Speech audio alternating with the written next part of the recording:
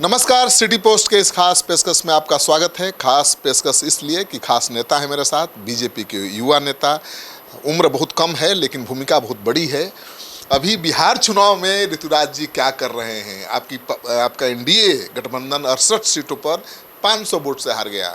ये 500 से 1000 5000 वोट से हारा था। इस बार क्या करना था? पहले हमको बताइए कि 45 अभी कम उम्र चल रहा है तो ठीक है। नहीं, लेकिन आपने एक बहुत पॉलिटिकली एक्यूरेट सवाल पूछा है। पिछले चुनाव में 60 से ऊपर सीटों का निर्णय मात्र 5000 वोटों के अंतराल से हुआ। इस चुनाव में ये परिस्थिति ना बने, क्लियर एज एनडीए के पक्ष में जाए, इस पर बूथ स्तर पर तैयारी भारतीय जनता पार्टी बहुत सघन तरीके से कर रही है और इसका रिजल्ट आपको इस बार स्पष्ट दिखेगा। मतलब जो 500 से 3000 5000 वोटों से हारी थी बीजेपी, नहीं हारेगी इस बार? इस बार मार्जिन भारतीय जनता पार्टी और एनडीए के विन का, हमारी जीत का मार्जिन बढ़ेगा अक्रॉस सीट्स, ये आप देखिएगा। देखिए, ये तो मैं पीआर करने वाला पत्रकार हूँ नहीं। मैं 50 विधानसभा सीटों का रैंडम सर्वे कर चुका हूँ। मुझे उम्मीद थी कि नीतीश कुमार के खिलाफ एंटी इनकम्बेंसी फैक्टर बहुत मजबूत होगा, लेकिन नहीं है। और मोदी जी का जो राशन वाला ये है स्कीम, वो तो गजब का कमाल दिखा रहा है। देखिए, जो जमीन पे नहीं उतरा है वही इस बात को कहेगा कि एंटी इनकम्बेंसी मोदी या नीतीश के ऊपर बन रहा है। मुझे तो लगता है कि प्रो इनकम्बेंसी है। जनता ये बात देख रही है कि बोलने वाला कौन है और करने वाला कौन है। जीएसटी कम करके बचत कौन करवा रहा है और गरीब के हाथ में, महिलाओं के हाथ में 10-10 हजार रुपया त्यौहार के समय उनको स्वावलंबी बनाने के लिए कौन पहुंचा रहा है। वो बिजली का छूट देने की बात हो या हमारे बड़ बुजुर्ग जो है, विधवा वृद्धा पेंशन है, उनका पैसा बढ़ाने की बात हो, आप किसी क्षेत्र में देख लीजिए, मोदी नीतीश काम कर रहे हैं और काम जमीन पे बोल रहा है।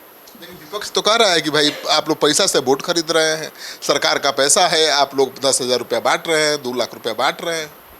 ये देखिए, सीधी सी बात है कि ये एक सलमान खान का बहुत बढ़िया गाना आया था कि आप करें तो रासलीला, हम करें तो कैरेक्टर ढीला। वही चीज़ हो रहा है कि अगर सामने से राहुल जी कोई भी कमिटमेंट कर दें, आरक्षण को हम 80% पहुंचवा देंगे या कुछ कोई भी कमिटमेंट, तेजस्वी जी कुछ माँ बहन योजना क्या कुछ घोषणा कर दें, तो वो तो बिल्कुल राजनीतिक रूप से सही चीज़ है। और हम गरीब को संबल देने के लिए कर दें तो वो जो है फिर गलत हो गया। तो ये कहाँ की राजनीति है, ये तो मुझे समझ में नहीं आ रहा है। सरकारी पैसा आप लोग लुटा रहे हैं, लेकिन तेजस्वी यादव भी 2500 रुपया देने का ऐलान कर चुके हैं। वो कहाँ से देंगे, ये तो बड़ा सवाल। सीधी सी बात है, तेजस्वी यादव जी किस बिना पे कमिटमेंट कर रहे थे, किस बिना पे योजना जारी कर रहे थे? सरकारें का ना पैसा अपने योजना में देते कि अपने घर से ला के देते। तो नीतीश कुमार जी ने उससे बेहतर योजना बना के, देखिए ये योजना आप समझिए, आधी आबादी, महिलाओं को सशक्त करने का अत्यंत जरूरी मसला और मुद्दा बिहार में है। क्यों है? हमारे यहाँ जो गरीबी है उसको सुधारने के 2 ही तरीके हैं। युवा के हाथ में रोजगार और हर एक घर में एक कमाने वाला नहीं, एक से अधिक कमाने वाला हो जाए। इसकी जिस दिन व्यवस्था हो जाएगी, बिहार के हर घर में खुशहाली आ जाएगी। तो जो आधी आबादी है, घर की महिलाएं हैं, उनको बकरी पालने के लिए, सिलाई मशीन करने के लिए, परचून का दुकान लगाने के लिए, सब्जी चूड़ी का दुकान लगाने के लिए क्या योजना लाना गलत है? हम तो ये एकदम स्पष्ट हमारी योजना है जो कहती है कि 10,000 से आप शुरुआत करिए। आप अगर बेहतर काम करके दिखाएंगी तो आगे बढ़ने वाली बहनों को 2 लाख तक का मदद होगा। तो ये सोची समझी एक व्यवस्थित योजना है बिहार के घरों की आय को डबल करने का। आप मछली मारना सिखा रहे हैं, मतलब कि अपने पैरों पर लोग खड़ा हो जाएं, गांव की महिलाएं खड़ी हो जाएं। आप बहुत अच्छी बात कह रहे हैं। ये जो है, इसका इंग्लिश में कहावत है कि give a poor man a fish और teach a poor man to fish, यानी कि किसी को एक बार मछली दोगे तो एक दिन का खाना का व्यवस्था करोगे, मछली मारना सिखा दोगे तो जीवन भर का व्यवस्था करोगे।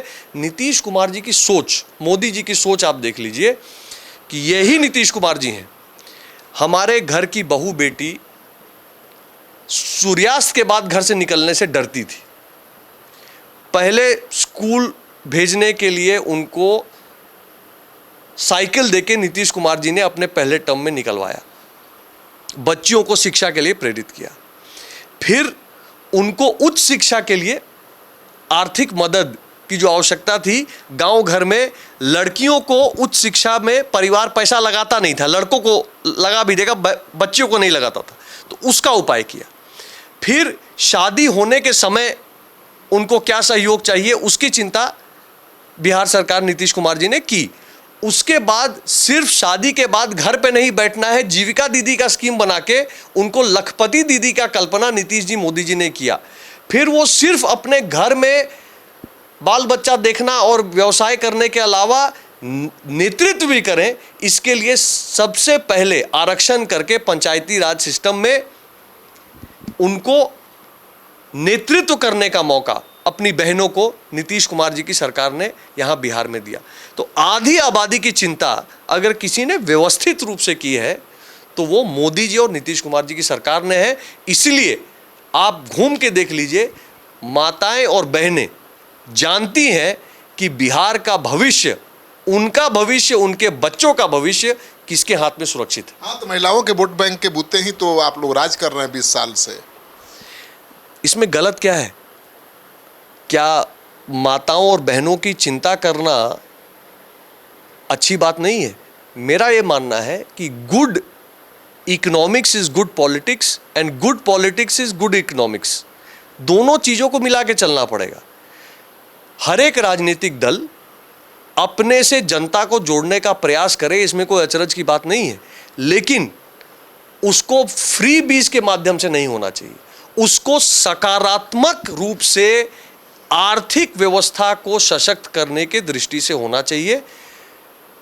राहुल जी, तेजस्वी जी फ्री में पैसा बांटने का काम करते हैं। मोदी जी, नीतीश जी गरीब का घर बन जाए। गरीब का जब घर बनता है भैया तो उसमें सीमेंट लगता है, स्टील लगता है, ठेकेदारी लगता है, 4 आदमी को रोजगार मिलता है। जब पाइप कनेक्शन पानी का मिलता है तो भी वहाँ पे ठेकेदारी मिलती है, लोगों को काम मिलता है। वो गैस दिलवाने की बात हो या फिर वो उनके अस्पताल में इलाज कराने की बात हो, हर एक स्तर पे आप देखिए नीतीश कुमार जी, मोदी जी ने एक बहुत ही सुंदर व्यवस्था गरीबों के लिए की है। और सबसे बड़ी बात, सब बात एक तरफ और 100 बात की एक बात, कि गरीब को विश्वास है कि ये चोर चकार नहीं है। नीतीश जी और मोदी जी चोर चकार नहीं है, इनके ईमानदारी पे 10 पैसे का डाउट किसी जनता को नहीं है।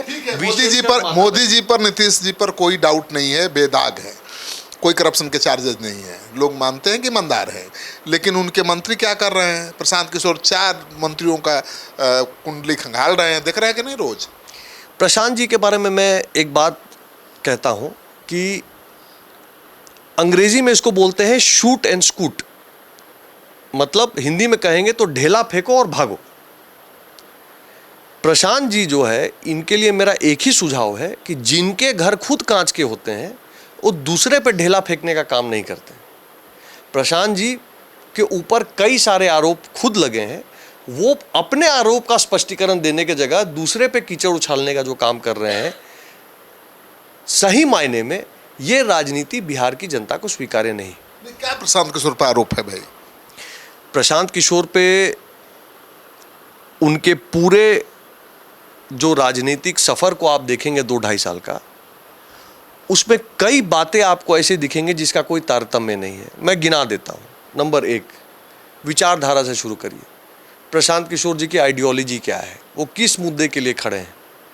कभी वो चले जाते हैं नमाज पढ़ने के लिए, ईदी करने के लिए, कभी वो चले जाते हैं एकदम दूसरे हिंदू राइट विंग के पास। प्रशांत जी कभी जो है बात करते हैं समाजवादियों की, अगले दिन बात करने लगते हैं कैपिटलिज्म की। तो प्रशांत किशोर जी की आइडियोलॉजी फिलॉसफी क्या है, पहले तो ये स्पष्टता बिहार की जनता को नहीं है। प्रशांत जी अपनी बात करें, अपनी बात अपनी योजना अच्छे से रखें, लोकतंत्र है, सबको पूरा अधिकार है जनता का आशीर्वाद मांगने का, उसके लिए कहाँ रोक टोक है। पर दूसरे को गाली दे के अपनी नेतागिरी चमकाना, ये कहाँ तक इसका लाभ होगा। वो तो भ्रष्टाचार को कह रहे हैं कि उजागर कर रहे हैं, उनका जिम्मेवारी है, हर व्यक्ति की जिम्मेवारी है कि भ्रष्टाचार के खिलाफ आवाज उठाए। चलाएं ना उठाएं, चल रहा है क्या एजेंडा, चलाएं, एजेंडा चल रहा है क्या एनडीए सरकार की छवि भ्रष्ट सरकार की है क्या? आप तो 50 सीटों पे घूमे हैं ना, आपने तो जनता से हजार लोगों से बात किया है। क्या यहाँ पे एनडीए की जो सरकार मोदी नीतीश के नेतृत्व में चलने वाली सरकार है, उसको क्या जनता भ्रष्ट सरकार देखती है या लालू जी और उनके परिवार को भ्रष्ट सरकार देखती है? आप लोगों को फायदा ये है ऋतुराज जी कि तेजस्वी यादव के माता पिता का जो राज था वो राज वापस ना आए, उसका डर आप लोगों की मदद कर रहा है। काम मदद नहीं कर रहा है, लेकिन वो भी डर भी बड़ा फैक्टर है। नहीं तो डरना तो चाहिए ना बिहार को। 1990 में लालू जी को बिहार की जनता ने मौका दिया, पिछड़ा की आवाज़ बन के उभरे, गरीब की आवाज़ बन के उभरे, लेकिन गरीब से आ गए पिछड़ा पे, पिछड़ा से आ गए एक समाज पर, और एक समाज विशेष से आ गए अपने खुद के परिवार पर। बिहार ने देखा ना, 15 साल मौका दिया, फिर बिहार ने मन बनाया कि अब बहुत हो गया, हमको टर्निंग पॉइंट लेना है। 2005 में तय हुआ कि अब विकास के हाथ को पकड़ के आगे बढ़ना है, और अब 2025 में बिहार की जनता ने निर्णय किया है कि अब टर्निंग पॉइंट फिर है, अब डबल इंजन की सरकार लगानी है ताकि विकसित भारत का हम भाग बन सके।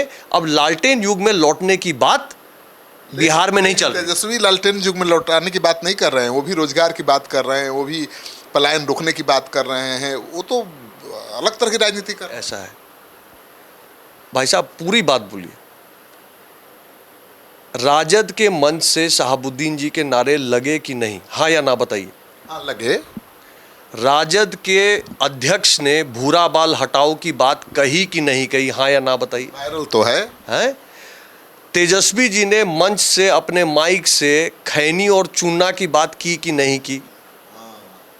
है ना? तो आप मुझे बताइए, ये 90 के दशक का एजेंडा है या ये 2025 आर्टिफिशियल इंटेलिजेंस की दुनिया की बात हो रही है? क्या बात कर रहे हैं तेजस्वी जी? वही बात कर रहे हैं जो लालटेन युग की बातें हैं। अब बिहार में हो गया भैया, ये जात पात में बिहार का बहुत नाश हुआ है। बिहार को विकास चाहिए।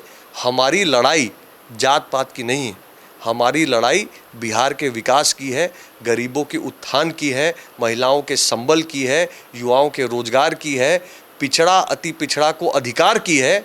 हमारी लड़ाई बेहतर आय हर एक घर का और बेहतर जीवन की सुविधाएं हर एक घर और परिवार की, ये है हमारी लड़ाई। लेकिन ऋतुराज जी, एक सवाल का बड़ी ईमानदारी से जवाब दीजिएगा, मतलब नेता वाला नहीं।